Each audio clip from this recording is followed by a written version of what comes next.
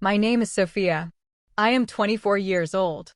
I used to think life was easy. I never worried about anything.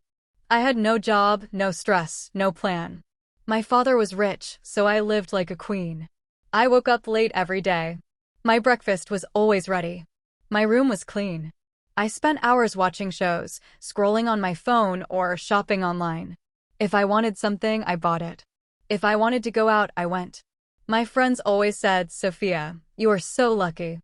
And yes, I was. My father gave me everything. I was his only daughter. My mother had died when I was very young, so I hardly remembered her. My father worked all day, but he never said no to me. He bought me clothes, shoes, even a shiny red car and a gold watch. Every few months, I had a new phone or a new bag. I never looked at prices. I only looked at what I liked.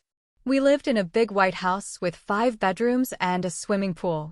We had staff to cook, clean, and drive. I never washed a plate. I never opened a door myself. I just lived my life and spent money. My friends and I went to malls, cafes, and parties. We laughed, took photos, and dreamed of holidays. I thought life would always be this way. I thought money would never end. My father sometimes looked tired when he came home late, but I never asked why. I just smiled and said, "Good night, Daddy." I never asked how he managed everything. I never asked how he felt. I only cared about myself. But one night, everything changed. The night that changed everything. It was a Friday night. I had gone out for dinner with friends. We ate pizza, laughed, and took pictures. But when I came home, the house was strangely dark. Usually, the lights were on and the staff were still moving around. I went upstairs to check my father's room. He wasn't there. I called his phone, but there was no answer. The next morning, a knock woke me. It was the housekeeper, looking pale. She whispered, "Sophia, your father is in the hospital." My hands turned cold. "What happened?" I asked. She said, "He felt pain and collapsed. Someone called an ambulance. He's stable now, but you should go." At the hospital, I saw him lying in bed, his eyes closed, his face weak. When he opened his eyes, he tried to smile. His voice was soft when he said, "Sophia, you must be strong now."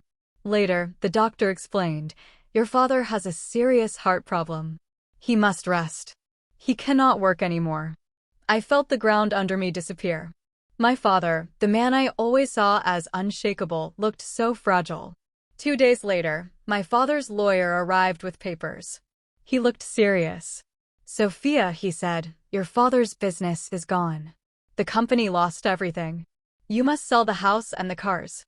There is no money left." I froze. This must be a mistake. But it wasn't.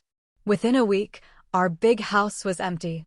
I touched the gold curtains, the soft bed, and the big mirror one last time. Then I closed the door and walked away. We moved into a small, old apartment with 2 rooms. No sofa, just 2 chairs. The paint was peeling and the kitchen was tiny. The fridge was almost empty. My father spent most days in bed. He looked weaker than ever. For the first time in my life, I cooked eggs, washed clothes, and cleaned. My hands hurt. My back ached. But I had no choice. One evening, I opened a drawer and found a single $20 bill. That was all we had left. I sat at the table, staring at it. My father slept quietly in the other room. I did not cry. I only knew one thing. I had to do something. My first job. The next morning, I put on clean clothes and walked through the city. I entered shops and cafes, asking, "Do you need help?" Most people said no, some said, "We only hire people with experience." I felt small, but I kept going. Finally, on a quiet street, I saw a little bakery. Inside, an old woman worked behind the counter. She looked tired but kind. I asked softly, "Do you need help?" She looked me up and down. "Can you clean and pack bread?" "I can learn," I said quickly. She studied me for a moment, then nodded. "Come tomorrow." The next morning, I stood in the bakery at 6 a.m., wearing an apron. The air smelled of fresh bread.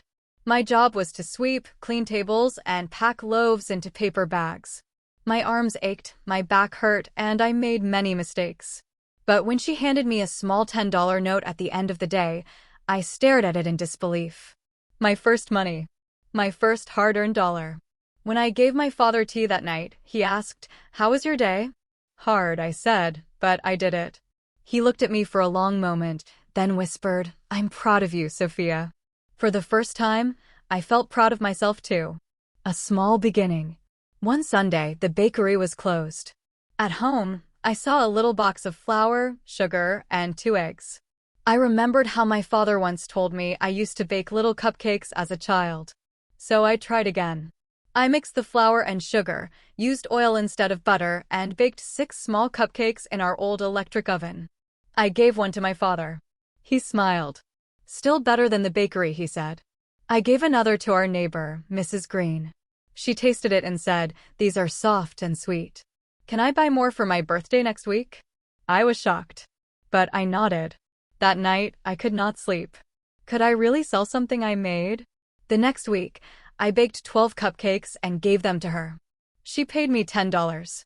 Then she called later, saying, "3 guests liked your cakes. They want to order next week." My hands shook as I ended the call.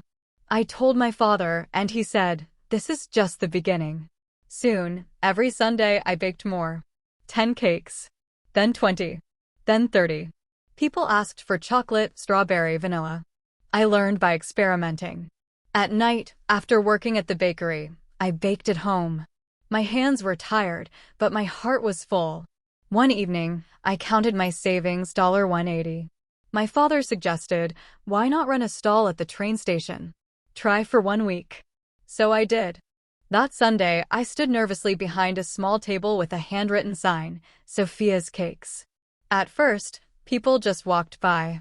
But then a little boy pointed at a pink cupcake and gave me $1. My first stall customer.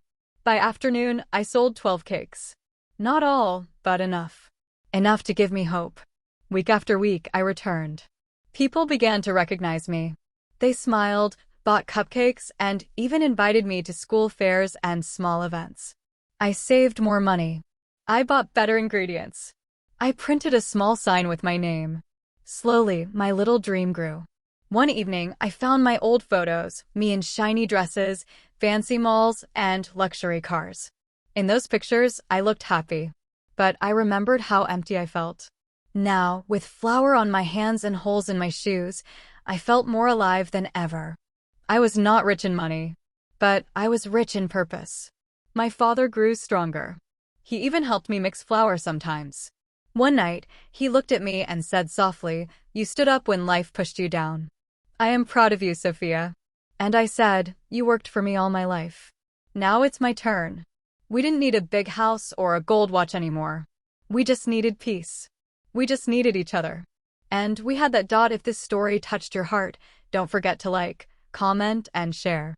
More emotional and inspiring stories are coming soon.